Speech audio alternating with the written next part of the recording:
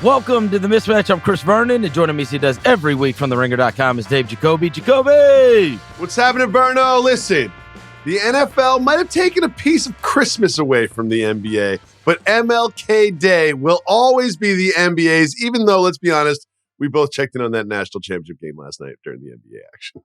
We did, but I will say this is something that is very near and dear to my heart because this all kind of started in Memphis many, many years ago. Obviously, Memphis is the home of the National Civil Rights Museum, which is at the Lorraine Motel where Dr. King was assassinated. And many years ago, a brainchild of the Memphis Grizzlies organization was to highlight this day, have a game on this day. And then they do a National Civil Rights Museum symposium, and then they have honorees. So it's a huge day where I am. And there have been all manner of incredible honorees over the years. Everybody from Bill Russell to last year was Ozzie Smith. And I mean, it's been 20-something years that this has been going on. And yesterday, it was Amari Stoudemire. Saw that. Tommy Smith and Cheryl Miller. Tommy Smith, obviously from the 1968 Olympics, and it was hold a great on a second. day. There's a documentary called "Return to Mexico City" about John Carlos and Tommy Smith returning to Mexico City. The director of that documentary, an excellent filmmaker by the name of Joey Jacoby. Is that right? Yeah, she went back to Mexico City with Tommy and John. He is 80 years old, and you would be absolutely in stunned disbelief if you were around him. Like, he looks like he could still run today. And the other thing is you end up learning so much history, and then so many of the young guys learn so much history. I had no idea at one point, forget obviously the iconic picture, and we know of his success in the Olympics. He was at one point the holder of 10 world records at one point. Incredible. Off-track accolades for both Tommy and John are out of control. And there's a really interesting story about the third medalist. I believe it's an Australian runner who also stood in solidarity with Tommy and John and is sort of bitter about the fact that he gets no accolades for it to this day. That's hilarious. So anyways, it was a good day for sure. Also very near and dear to my heart because I could probably count on my hands, certainly two hands, the amount of games that I have missed in over 20-something years, one of which was on January 18th, 2010, which was a game against the Phoenix Suns, which was for the birth of my son, who turned 15 over the weekend. Yeah, so it's always, like, the MLK game is always a huge deal, and obviously, it is something that has been very close to my heart for the last 15 years. And my family always goes, right? Like, usually it's like bring friends to the game or whatever. But my wife and my son and my daughter went yesterday. And the reason I'm bringing this up is because this ended up, it was not the best basketball game, but ended up having a good ending. Yeah. But my wife was sitting next to a Timberwolves fan. Interesting. Now, my wife does not keep up with basketball, right? She has an awareness of things going on in the NBA, and certainly she knows the Grizzlies players, and then she knows some on the other teams. You want to talk about a fun ride home? I said, how were the seats? She said, they were amazing. She goes, I was actually sitting next to a Timberwolves fan. And I said, oh, yeah. Well, a Timberwolves fan that lives in Memphis or someone that perhaps traveled with the team to the game? Traveled. Okay. I believe. Or maybe a family friend or such. So what do you think? She said she had gleaned a lot from sitting next to a Timberwolves fan. Were they chatting or was she just observing? No, listening to him. Okay. Because he is with his significant other at the game. And the first thing she said to me, I said, you sat next to a Timberwolves fan? She goes, yeah. She goes, it was interesting. She goes, Chris, who is Julius and why do they hate him so much? Welcome to the Julius Randle experience. I said, welcome to the Julius Randle experience, Timberwolves fans. On the Bible, Now, she doesn't know. She doesn't know anything about anything. We're talking about Orange Julius is? What are we talking about? She goes, every time this guy would do so, she has no idea who Julius Randle is. Okay. She goes, every time he would do something, this guy would go, something bad happens every time you get the ball. Oh, no. No, that's not true. That is not true. Dude. Because it's not every time he gets the ball. It's every time he's around the ball. Because look at your guy, Jaren Jackson Jr. last night. Every time Julius Randle was in front of him and he had the ball. 15 points in the fourth quarter. On Julius Randle. I would say 12 of those are on Julius Randle. Okay. So anyways, she says, who is Julius and why do they hate him? Which was a bit extreme, but that's all she knows. All she knows is she's next to a guy from the other team, and this guy was complaining about Julius, and she goes, but they love the guy that looks like a kid. And I'm like, that looks like a kid. What? Rob Dillingham. Oh, of course. And I was like, well, that was his career high. Yeah, yesterday. Right. He came off. He's a heater. The floor. Everyone loves the potential of a rookie who hasn't seen the floor because there's vets in his way. And then Dante was hurt, so he got some run and played well. Well, it's super interesting. He's going to get a lot of run because Dante is hurt. Yeah. Right. Bro, when you see grade 3 next to an injury, you got trouble. It's bad. You got trouble. And he was in the starting lineup. He was playing really well recently. He seemed to sort of like find his fit. It's been a tough start of the season for Dante. It didn't seem like he seamlessly found his way into their offense the way that sort of Cat has in New York. But he was fitting in recently, and this is just a really bad injury for them to have. Right now. Also, they had made a big choice, which was moving DiVincenzo into the starting lineup and moving Mike Conley out of the starting lineup. And then by virtue of this injury, now you have to go back. Okay. And now you're getting a rookie involved into the situation. And so you were at the game. Mm-hmm. And I had the misfortune of watching the Timberwolves play against the New York Knickerbockers since we last spoke as well. And Naz Reid went 6 for 6 from 3 against the Knicks. Like straight up. 6 for 6 from 3. We celebrate Steph Curry going 8 for 8 like right. We should like build a statue and get him a plaque. Naz Reid was 6 for 6 against the Knicks. And he's still coming off the bench and Julius Randle is starting. And perhaps that gentleman sitting next to your wife is onto something because if you're mixing up the starting lineup and you put Dante in and it works, but now Dante's not available, so you have to revert back to Mike Conley, perhaps just an idea here that we should put Naz Reid in the starting lineup instead of Julius Randle because that's inevitably, objectively the best thing to do basketball-wise. So why not just do it and rip off the Band-Aid? Answer that question for me. Well, no, and I think your question is that maybe it's going to be part of. Maybe it's not like a straight 1-for-1, but it's part of a bigger deal. The interesting thing is going to be, can they find a landing place for Randle? Because the bench. One of the things you do as a general manager, the best ones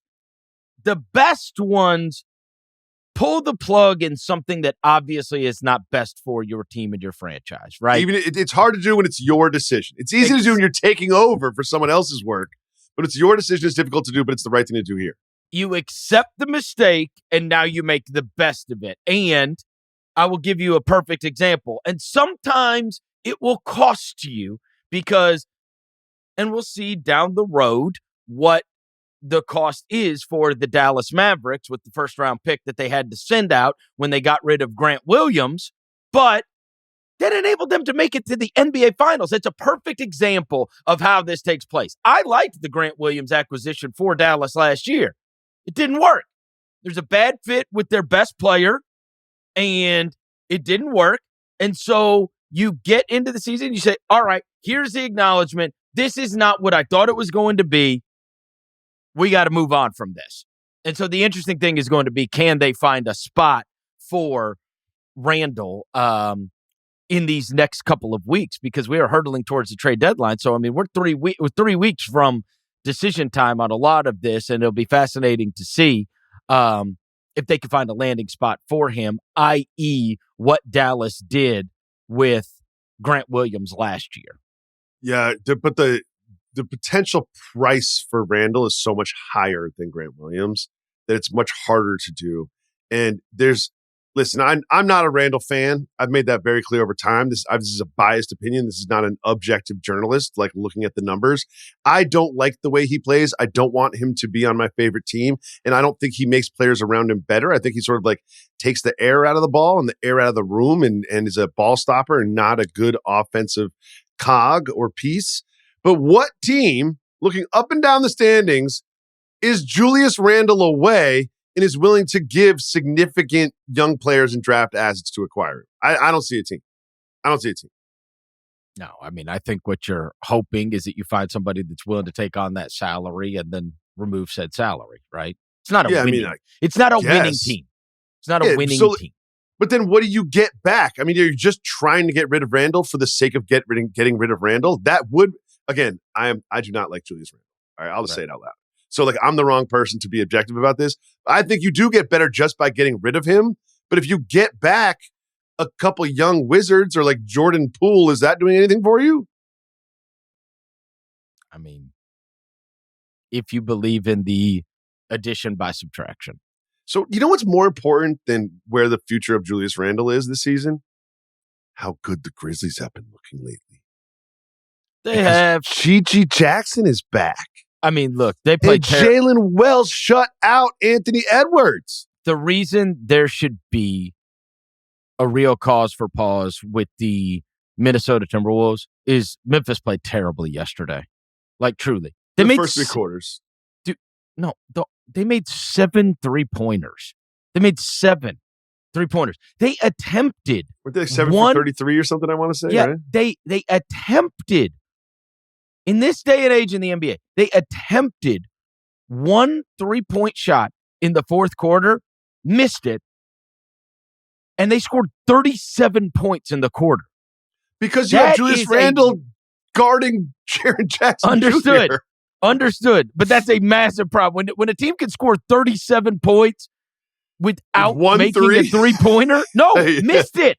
They took one. They missed it. Well, but when you think you've got the defensive player of the year, the multi-time defensive player of the year, and the greatest rim protector that's ever touched the God's green earth, how could you score at the rim? How would you possibly score around the rim? How could you score at the rim? Rudy Gobert down there. Is his name Rudolph? Is his full name Rudolph? I need to look into this. Stand by. Look, and Memphis has been playing well, but the big thing is they've been on people's TVs a couple times recently, so people have seen them.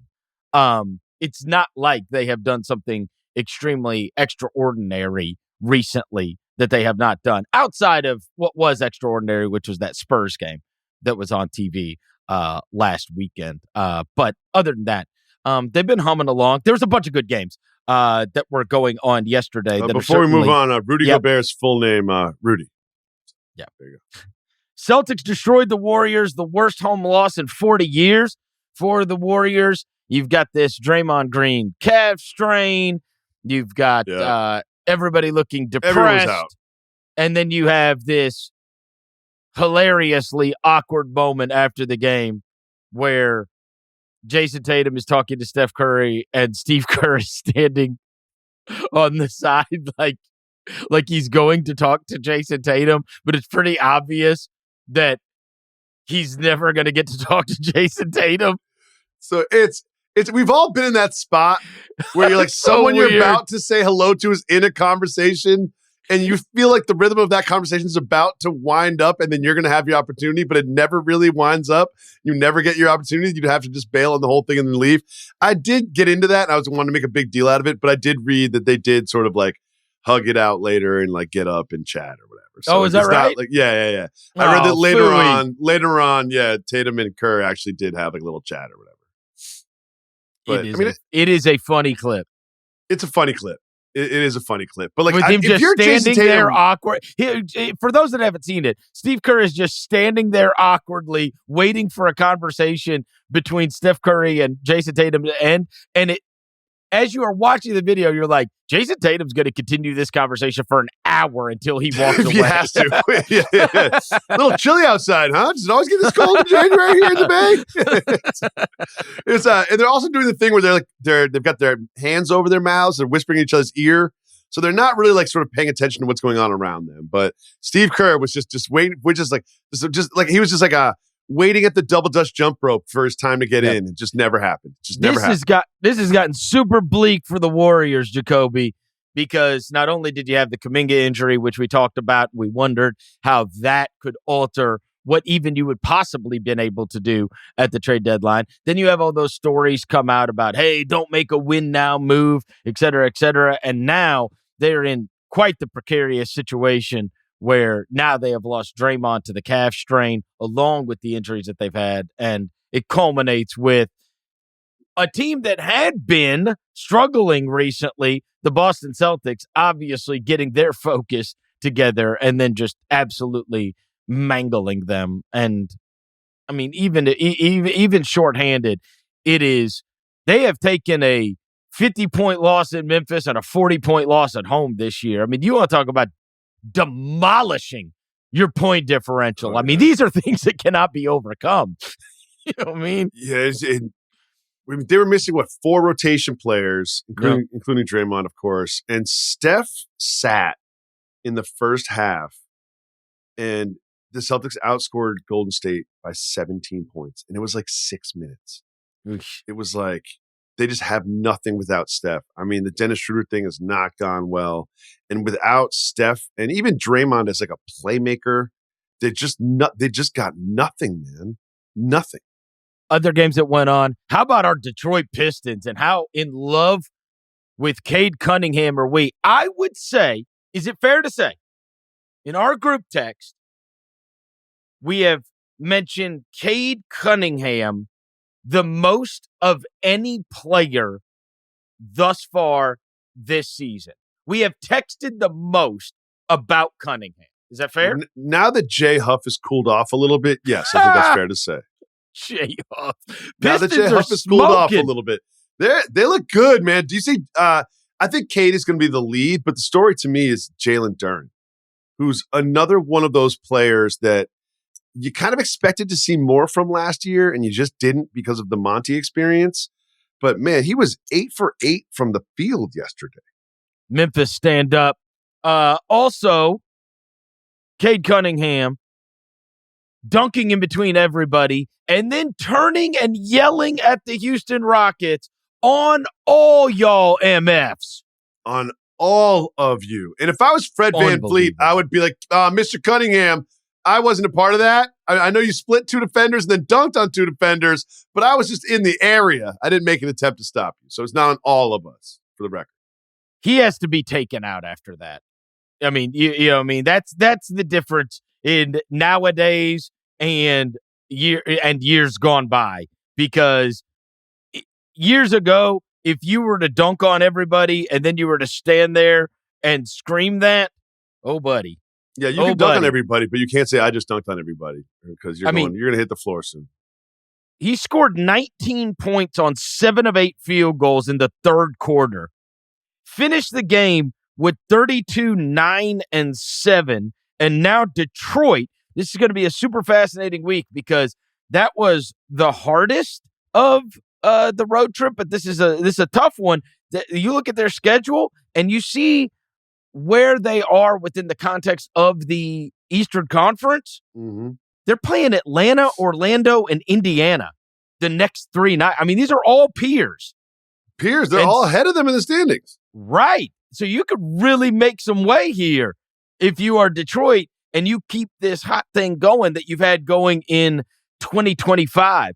I was super fascinated earlier this week in John Schumann's column. He had this great stat, as he always does, but it was about the differential between if they shoot 36% from 3, right? So a lot of times he will mention this as, do you shoot league average from the 3-point line? And when Detroit has shot 36% league average from 3, they are now 15-5 and have won 10 straight games. When they have not, they are 7-16 this year. So it's now something I looked at. So I was like, I wonder if that held yesterday. 37% from 3.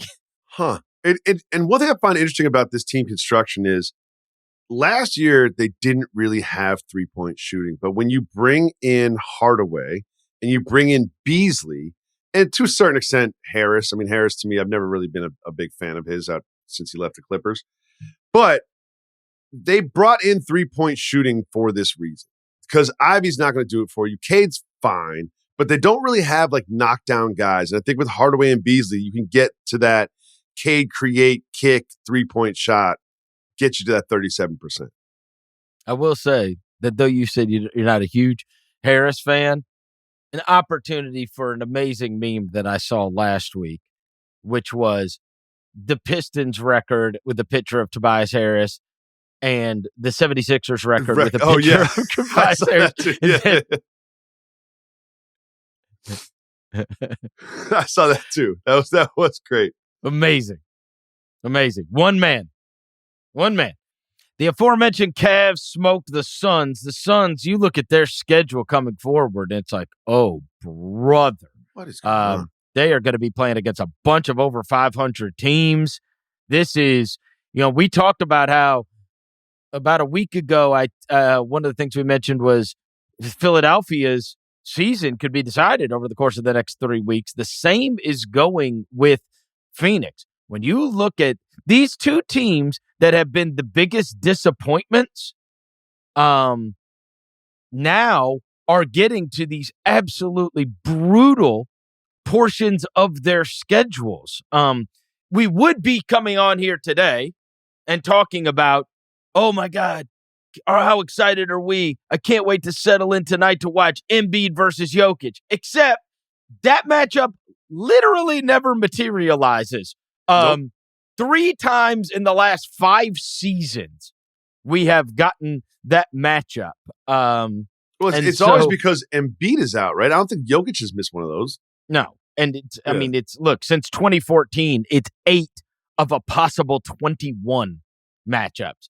Like 2 of the great big mans, if not the 2 greatest big mans of this generation, and we never see them play against each other it's the worst. But anyways, the original point was you have these 2 teams that really gun for it. They've got the 3 stars on each of them, et cetera, et cetera. Mortgage the future, no flexibility, can't do anything to their rosters. Colossal disappointment. Got the 3 stars. We're going to contend. Now you're content. Now you're fighting to get in the play-in. Fighting. Yeah, it's going to be brutal. It's really brutal. And look, this Embiid thing that has come out now. So I was tell me what you think about this. I was having this thought yesterday. You have thoughts? Yeah. So there was one part of me that was like, look, you have to keep coming up with reasons as to why he can't play. Because you can't get fined and they want him playing, right? Like the whole idea is we want our stars playing in the NBA. And they've already gotten into a situation where they were so incredibly vague that you end up getting fined. And so now, though he has not sustained an injury, and it was very clear at the very beginning, and obviously something that probably pissed off Adam Silver and certainly pissed off a lot of former players, that whole he's not going to play back-to-backs.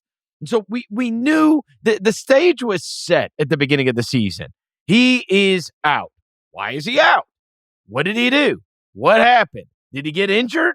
Like, what's the deal here? Like, typically what you have is injury, diagnosis, rehab, return, right? That's the timeline. Obviously, none of those timelines apply to Joel Embiid. And so here is my thought. Okay? All right, I'm in.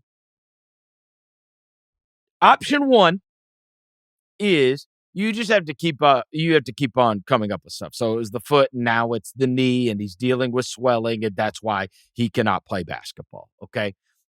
Is it that you're just going to keep on coming up with things in order to have a reason that you can't be fined? Nobody can say anything about this. The knee is swelling. That's the end of that. You can't call us BS on this. And we're really just going to keep on coming up with things throughout the entire season. I don't want to say playing possum, but the whole thing is the only thing that matters is the end. And so we are going to keep on coming up with things, hopefully win enough games to be able to get to that moment, not play him, and save him. Basically, this is the way to keep him in quasi bubble wrap, as many people have thought, until we get to the playoffs. And so you keep on saying things. Or option two, bro, the cartilage is done. We should pay attention to this. He can't play basketball anymore on a regular basis. And it's done. Like, it sucks, but it is what it is. I should have listened. I dealt with this years ago when the Grizzlies paid $90-something million to Chandler Parsons. I was covering that team. His knees were shot. Now, Chandler is friends with Joel Embiid, and Chandler's on that show with Michelle Beadle, and I brought up to you a couple of months ago. You better listen when Chandler Parsons talks about what's going on, and he's talking about just shutting him down. Like, because he knows better than everyone. When it's done, right? Like, you can play, but it's going to just swell up every time. And so the idea is, which are you more likely to believe? It's not as bad, but the Sixers have to just keep on trying to come up with new things that make you feel like it's worse and worse and worse, so that they can try to get whatever the best version of he is available for a play-in game and then the playoffs. Or is it more likely number two, which is he's shot? Because there's no injury, Jacoby, right? Like, well, I mean, no, there's an injury. There's no injury reported. But if he's not playing because his knee is swelling, that is because his knee is injured. Right? And I would say that But that's never ending. That's a never ending injury. That's an ailment. Oh, yeah. I don't have the medical expertise to sort of, from like an expert's point of view, advise the Sixers on how they would handle this. But I will say this. They ran a playbook similar to this in Los Angeles with the Clippers last year with Kawhi. Mm-hmm. They said, you know what's important? The postseason. You know what's not important? The regular season. We're going to rest him. We know that he's often injured. We know that he has these lingering knee problems that flare up over time after he's sort of played a lot of basketball. So we're going to avoid that. We're going to have him in prime condition for the playoffs. We're going to rest him in the months leading up to the playoffs. That is the strategy. That is what's going to get us 2 months off of Kawhi. Will get us the 2 months on to Kawhi. That will get us the first Clippers championship in the history of the franchise. And how did that work out? He played 2 games, didn't really get hurt, but decided that he was going to shut it down for the rest of the season. And I don't see it being any different with Joel Embiid. If you have Joel Embiid and he is good enough to play, just play him. The only way to play a lot of basketball is to play a lot of basketball. I do not believe that sitting him down or shutting him down for the season and looking towards next season is an answer to any of these problems. I think this is the player that he is. You are locked into a long-term, extremely expensive, multiple $100 million contract with him. Get the most basketball out of him possible. You will never see MVP Joel Embiid again. I hope I'm wrong. I don't think I am. You don't think there's any chance? You think he actually is swelling up all of the time and cannot play basketball? You don't think this is we're playing possum? No, I don't. And again, okay. like I said, I'm not a doctor. I don't have the knee expertise. But I will say this is, I don't think there's another season like we had from Embiid 2 years ago when he won the MVP. I do not. I think that Embiid is gone. And if it's not the left knee swelling, it's something else. What was it? The calf or the ankle a couple weeks ago? It's something else, or he breaks a face. Like he's just sort of he's just injury riddled. And you're now to the point where it's really, you're keeping an eye. If you're Sixers fan, this is something that is unfathomable when you come into the season. Oh, say it. You're looking at the Bulls. No, it's like the Bulls, because look, you're not falling farther than 11. Everybody past 11 has Nets, no Hornets, interest Raptors, Wizards. Yeah, they have no interest in winning. They're actively right? trying to lose games. It's really, are the Bulls going to keep doing this and end up trying to get the play in? Like, never in a million years would you think like, hey, we need to kind of keep track of what the Bulls are doing. If you're the Bulls 76ers. accidentally beat the Clippers last night. Well, they were without Zubats and Kawhi, so yeah. But no, it's crazy. But I mean, look, depending on what happens with the Bulls, 10 then becomes the floor. If the Bulls decide to, they decide which direction they're going to go, right? Get better or get worse or stay the same, I guess, and just be intensely mediocre. We will see as these next 3 weeks unfold, as you head to the trade deadline. People have expected them to be sellers for a long time and that Levine would be on a different team and whatever else. But, there's part of me that was thinking, like, are they just going to say, hey, we'll take our chances at getting that play in, right? Like, the Philly has no chance at getting to 6. So it's a play-in situation, and they probably don't have a chance of getting to a home court in the play-in. So it's like we feel like we can play our way into this. But obviously you got to get to 10 first. You got to get to 10. You got to win 2 games. But that being said, I'm a Knicks fan. That was a tough out in the first round last year. Yeah. If they've got Paul George and Joel Embiid and Tyrese Maxey, they're going 6 games with whoever they play in the first round. Whoever they play. Well, and their record when they have all 3 and they all 3 finish the game is outstanding. The issue is it never happens. Mm-hmm. Mm-hmm. They never all 3 play and I think finish the game. 7 times. Happened 7 or 8 times. And they're 6-1. Yeah. I don't know. It's been a very depressing season for the Sixers and Sixers fans, but I still wouldn't count them out. They're still a really tough out. If you look at the other teams that are currently in the play-in right now, Magic, Heat, Pistons, Bulls, Sixers. A healthy Magic, I would say, is the hardest team to beat in a 7-game series, and the Sixers are right there with them, of that group. One other game to mention from yesterday is what we thought was totally probable with the Mavericks is happening as they are falling down the standings without. They've gotten Kyrie back, but obviously without Luka Doncic, it was going to be a tough row to hoe. They lose this game to the Hornets yesterday, and obviously the reason that this is significant is because whether it is Oklahoma City, whether it is Memphis, whether it is Houston, as you look and go, geez, man, this team could very easily be 6, 7, or 8 when it comes around and be the bitch of all bitches that have to play in the first round if you match up with them. That's the reason that's significant. The other reason it's significant is because our guy Eric Collins with the Hornets, I don't know if you saw the call yesterday, but as PJ Washington gets the ball under the basket and is going up with the basket, he exclaims, "Weak!" I have never heard an announcer do that in my life. Not only, he also did the live in LaMelo Loca when he does that from time to time. Yeah, he does that from time to time. But screaming "weak" when a guy is going up under the basket, I was dying. It's great. It's great. He's like that old head that hangs out at the park and just talks trash all day and doesn't even pretend to want to play. I love Eric Collins. However, he will no longer be my guy. Ever since I heard that he turned down a potential guest turn at the Chris Vernon show. You know what? Hold on. What? I think they're here. I'll take another crack. You'll do it. You know what? I'm proud of you, Chris. Well, so for those who didn't listen to a previous episode, Eric Collins, the play-by-play, the one of the best play-by-play guys in the league. He's a personality, and Chris Vernon is a fan of his. Chris Vernon invited him to come on the Chris Vernon show, his local show at noon every day on YouTube. All right. And Eric Collins turned Chris Vernon down. Wednesday. Tomorrow. What? They are in I will put in the request today. Who do you put that in with?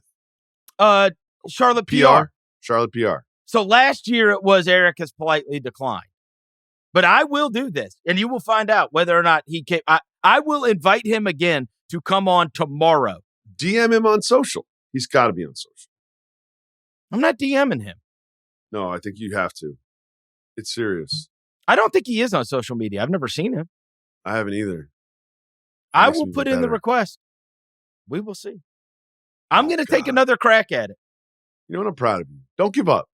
Don't give up. Don't be deterred. Don't be dissuaded. I won't. Who knows? Big fans of yours, Mr. Collins. Come on the show. Wait! Yeah, if he doesn't come on the show, you know what that is? Wait! week. All right.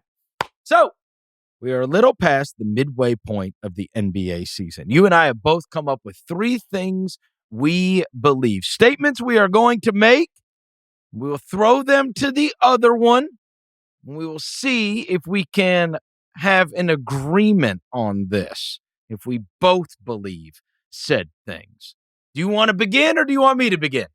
I'm going to go first this time. All right. Okay. And mine are pretty saucy. Okay. These are things that I believe, but I've taken it like an extra notch because I know I'm not going to get full buy-in from everyone here. I'm definitely not going to get full buy-in from you on this one. It's fair to say, regardless of what you think, Mr. Vernon, if you're being objective, unbiased, it is fair to say thus far in the 2024-2025 regular season that the Oklahoma City Thunder have established themselves as the best team in the Western Conference. Before we move on, do you agree with me? Yes. Okay, good. I thought we were going to disagree. I believe that the clear and away number 2 in the Western Conference are the Denver Nuggets. And here is why. After a slow start to the season, they have found their way. And they didn't find some change in the couch cushions. They found a $100,000 savings bond in the couch cushions in Russell Westbrook, who is playing for the veteran minimum, who him and Jokic, I saw some rumors and reports of their chemistry off the court, like during preseason, that they were this odd couple friendship like Yuki and Ja, but they have taken that and it is translated to the court.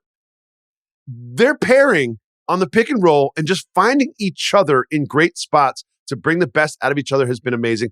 And if you haven't been paying attention, Jamal Murray in the last 2 weeks has started to maybe kind of look like Jamal Murray a little bit. And another thing you probably don't know about I loved how much you couched that one. The Denver Nuggets, the 4th best offense in the National Basketball Association per net rating. I wouldn't have guessed that. And the best player on the planet. So when you look at playoff series, you ask yourselves a couple questions about the combatants. Number 1, who's the best player in the series? The answer is always going to be Nikola Jokic, no matter who they're playing. What sort of playoff experience are they bringing to the table? Oh, championship experience. Huh. Do they play defense? Average. One of the best offenses in the league, coming together, championship pedigree, been there, done that. MPJ playing better, Jamal Murray playing better, Russell Westbrook being a revelation. The Westbrook-assance is right here in front of us. The Nuggets are clearly the 2nd best team in the Western Conference. That is what I believe. Okay. All right. So 2 things. I hate to help make your case, but I'm going to help you out. 2 things that you did not mention, which you should have in making this case. Okay. Let me start off the bat. It's asinine to say they're far and away. They're far and away. The second. Okay, that's where you lose me. If you wanted to present that they're the 2nd best team and they have the most promise when it comes to the playoffs, this is something that is very difficult to disagree with, given how they have played recently. And they're far and away the 2nd best team. But the 2 things that you should have mentioned is the 3 teams ahead of them have never done shit. Yep. And they have a great home court advantage. Yeah. Those are the 2 things to me that are the most persuasive. The most persuasive to me are the 3 teams ahead of them have never done anything. They've never been to conference finals. Memphis has been to the semis. Houston's there for the first time. Oklahoma City played a first-round series last year, and it was against the Pelicans. And then when they got to a vet team, they got beat by Dallas. And so you do have this team has a lot of reps a lot of big spots that they've been in. And like I said, many series are decided by, do I have the best player? Last year, that was not the case because Minnesota was uniquely built to deal with them last year. But Minnesota now ditched that. And Minnesota, I think, could have, obviously, I get it. We don't need to rehash because of the money thing and whatever else. But Minnesota was a bad matchup for Denver. But look, nobody's far and away. To me, after Oklahoma City, it's wide open. Nope. But I don't disagree that Denver is right now the most logical choice to make, especially given the Luke injury and who knows where they're going to be and what kind of setup they're going to have for playoffs. But far and away is ridiculous. What other team in the Western Conference would you pick over the Nuggets in a 7-game series? There isn't one besides the Thunder. There isn't. You would not pick the Grizzlies over the Nuggets in a 7-game series. You wouldn't. You wouldn't pick the Rockets. A healthy Mavericks, maybe. A healthy Mavericks, maybe. But who else? To your point, I do not think Memphis or Houston would be favored against them. No. And they shouldn't be. Right. And they shouldn't be. Look, and they have their bona fides. You have to prove it. And also, it's not just that is one of the reasons I wanted to bring them up now at the halfway point is because I literally on this podcast probably 2 or 3 months ago said they're wasting Jokic's peak and they need shooting and they need defense and Jamal Murray's not himself.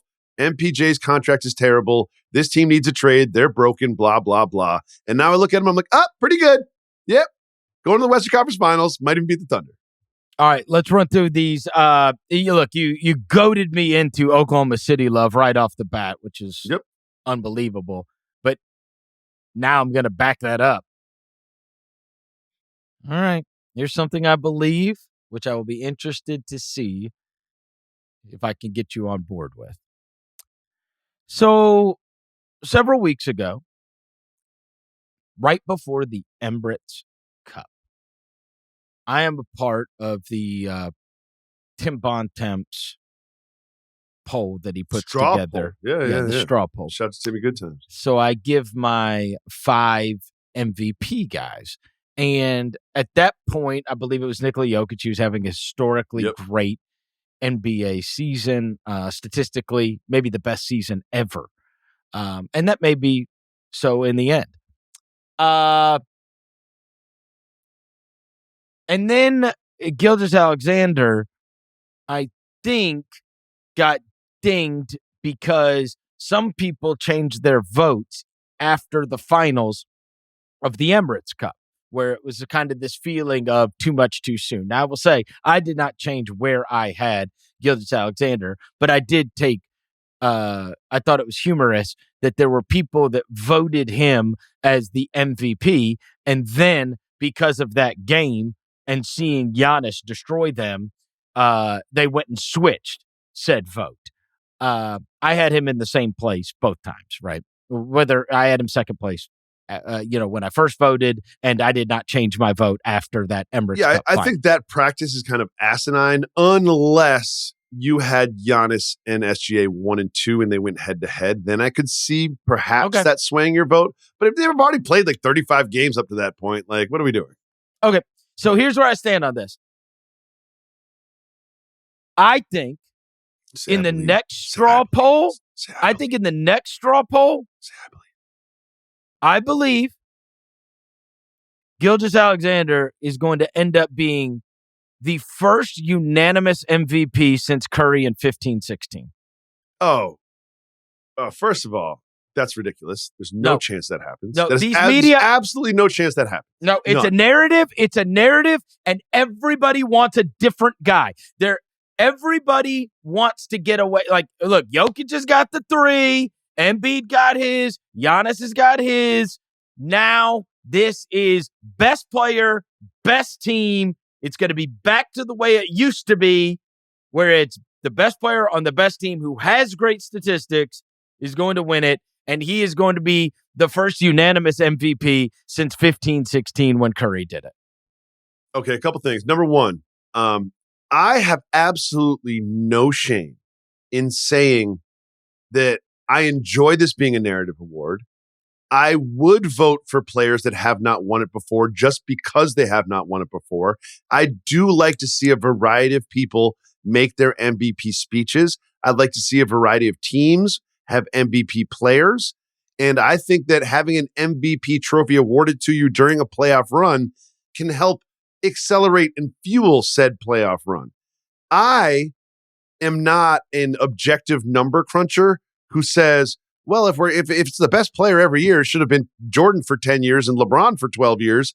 I enjoy the variety. I like to sprinkle in a little Steve Nash, a little Joel Embiid during these runs. You're not unique. And I think that will happen this year. I think this year, barring serious changes, is going to be the year that SGA wins the MVP. I agree with you there. I think unanimous is ridiculous. And you just added that word because you knew it was not a spicy enough take. If you just said, I believe that SGA is going to be the MVP because he is favorite, unanimous is not going to happen. You know it's not going to happen. Why? And there's a 0% chance that happens. Why? Because people love to be different. People love to be contrarians.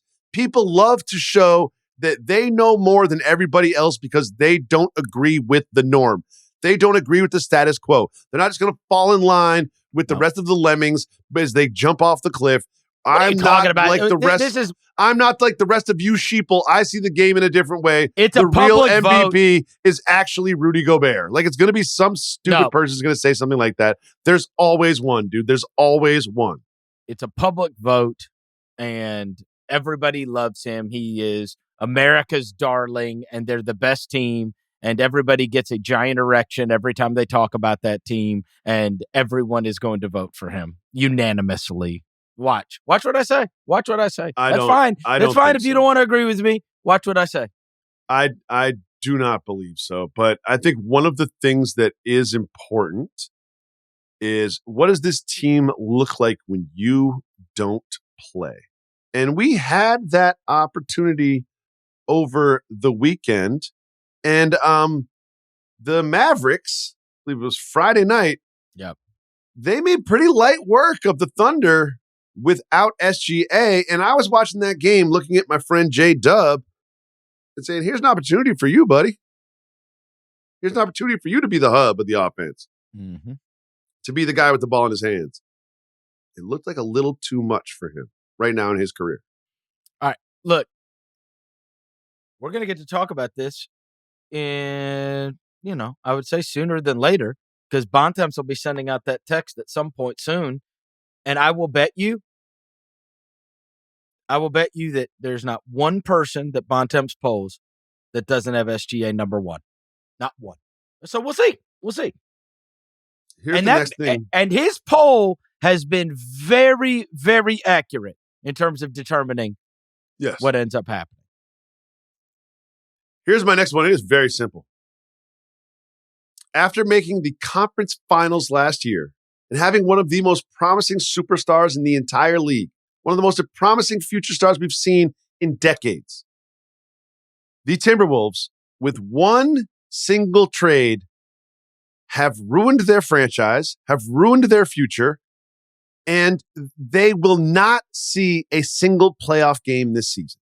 That is what I believe about this team. Your thoughts? You mean they will not see a second round?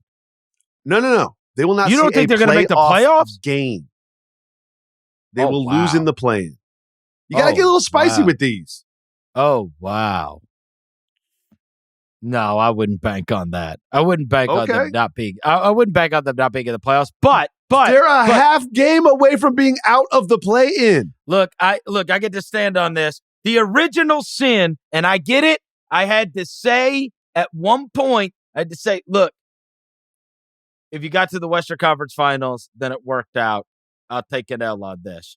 But now that was preemptive that was premature, because now as time has played out, it has borne itself out. The sin was the Gobert deal.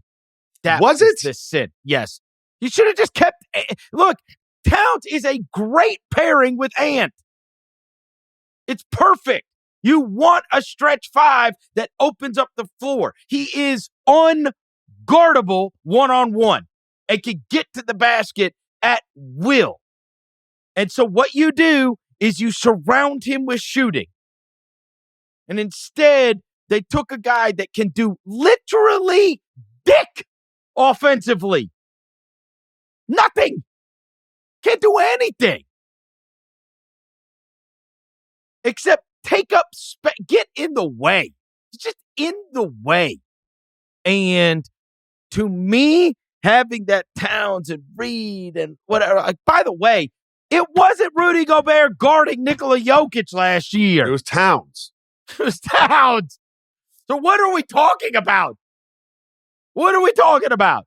You needed him for what? Because theoretically, you needed him because if you have to go against a Nikola Jokic, right? I mean, to me, that was the sin. To me, that was the sin, and it's a sin that he will continue to pay for, right? Oh, I think the Karl-Anthony Towns trade is much worse. And again, I understand the financial considerations. No, but you only make that because you have Gobert. You made the Gobert, sure. Correct. Because you can't pay all three. Listen, and when I watched them make the Western Conference Finals and beat the Nuggets, I had to take a long look in the mirror and say to myself, I guess that this Rudy Gobert trade worked out.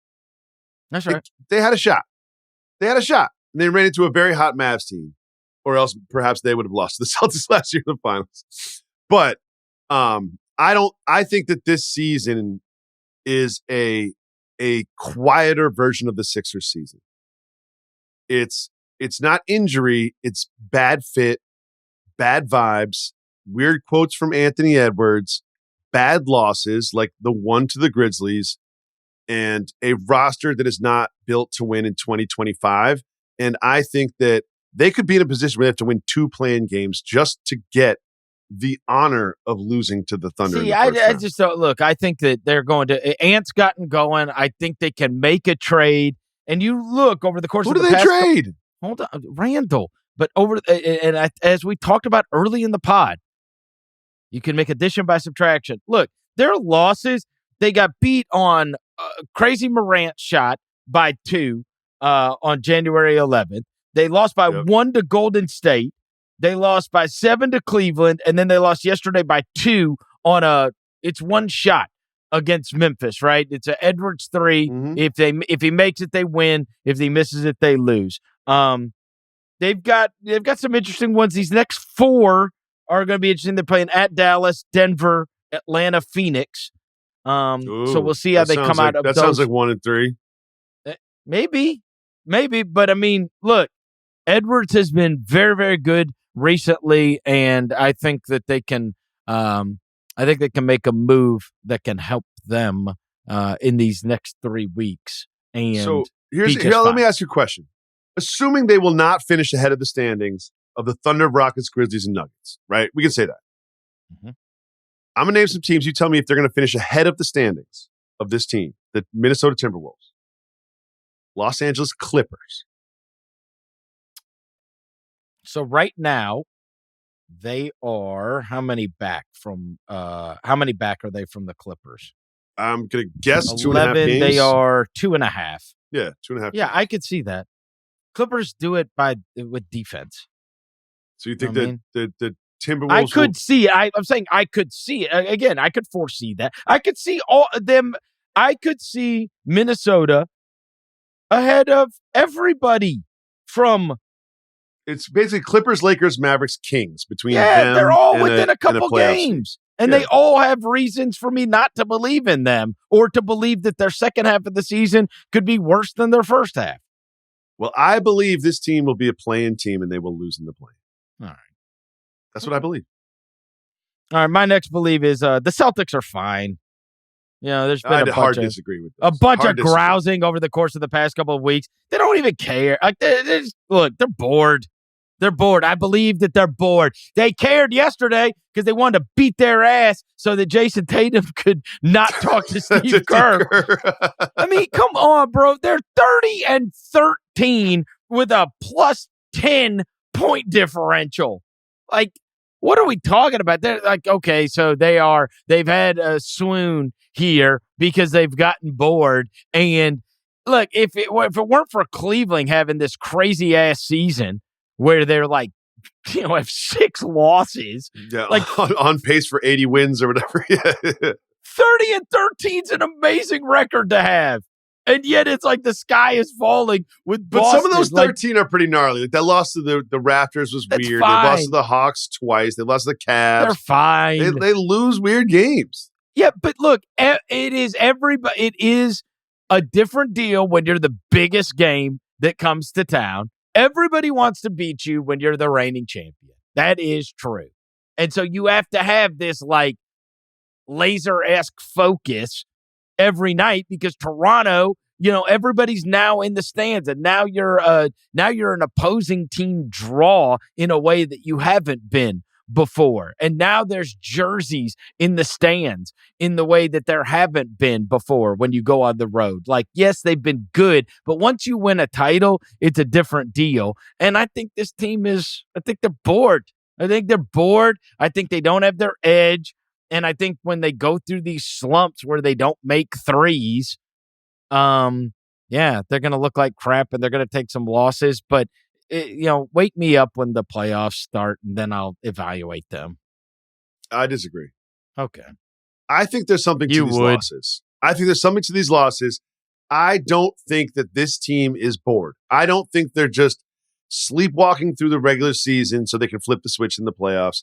I think there's fundamental flaws. I think that there's been some... Their sleepwalking is 30 and 13. But they're losing games they should win. They're losing games. 13. The same team that beats the Warriors by 40 shouldn't lose to the Hawks 2 nights before. They are 30 and 13. No, dude. And I will say that here's something that no one's really talking about. Okay, what should they be? Right now they're 30 and 13? Yeah. 33 and 10. Okay. All right. So 3 games difference. Okay. Listen. Here's what no one's talking about. Drew Holiday isn't really Drew Holiday from last year anymore. Remember when Drew Holiday took the Bucks to a championship? Yeah. And then switched jerseys and took the Celtics to a championship? Won a couple like gold medals in between? Like, his defense isn't as locked down Lou Dort as it used to be. It used to be, we'll put Drew Holiday on player X and player X will have an off night. And it's not the same anymore. And it happens to everybody. He's getting a little older. His shooting was never really lights out. It's not that great. They don't even take as many threes as they used to take. What does Drew Holiday have to prove on a game in, game out basis anymore? Like, seriously. So you think that this Celtics team that is over-reliant on three-point shooting is just going to magically decide to make them in the playoffs because there's a logo on the court? Yes. I don't think so. I also think I don't think you can break out of bad habits you built over 81 games. People are going to blame this. People are going to blame this, but the truth is that their competition's better. That those top 4 are actually really good this year, and last year they didn't have to face people on their way to it. So it's not going to be because they are significantly worse. It's because they're actually playing good teams. We'll see. Okay. I don't see the Celtics going to the NBA Finals. I think they may not. They may not. My pick was the Knicks. This is an off year for the Celtics. I think it's an off year for the Celtics. Okay. Next one. This is my last one. Thank God. And this comes from a place. There's certain players that I just irrationally like more than other players, like Larry Nance Jr. You can't tell me Larry Nance Jr. is not the future of the NBA. And this is another one of them that I always like because I love players that play defense. I believe that Colin Sexton will be this year's PJ Washington.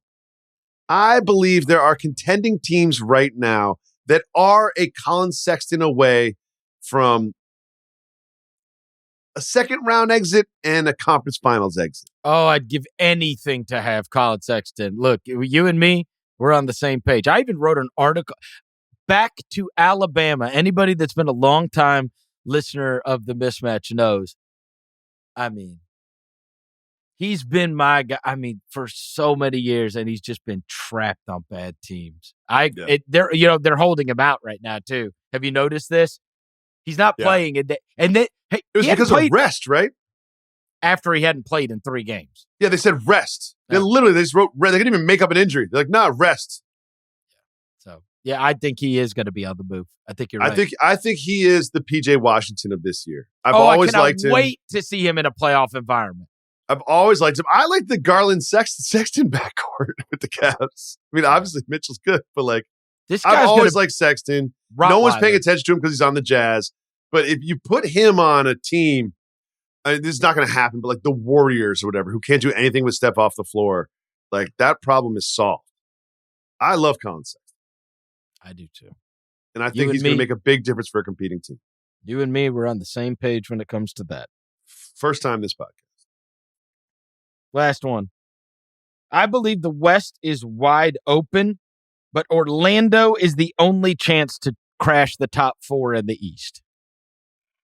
All right, let's go with the second part first. Is that spicy enough for you? Well, the second part, no. There's going to be people that are we considering the Bucks? Atlanta. Yeah, no. Atlanta was cute while it was happening, but they've not. People are still going to be a little scared of Philly. I'm saying, look, the top 4 right now are Cleveland, Boston, New York, Milwaukee. The only thing that can break that up is Orlando. I believe. So if we already have Paolo back, in theory, Franz will be coming in 3 weeks, right? 2 weeks?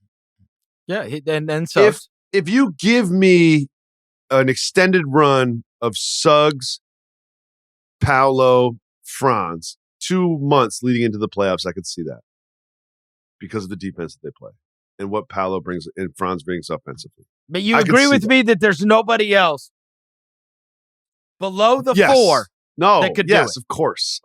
I absolutely believe with you there. But that's why I started with the second part, because the first part, I definitely disagree. The West is wide open. Wide open. Wide open. I mean, past Oklahoma City. Okay. Because there is not a team in the West that I would pick in a 7-game series over Oklahoma City, and I wouldn't think for a second about it. But there's all manner of second-round matchups that we could see. For sure. Yes. For sure. But predicting, look, I'm talking about East semis. Okay? Those top 4 seeds, there is a scenario where I could convince you.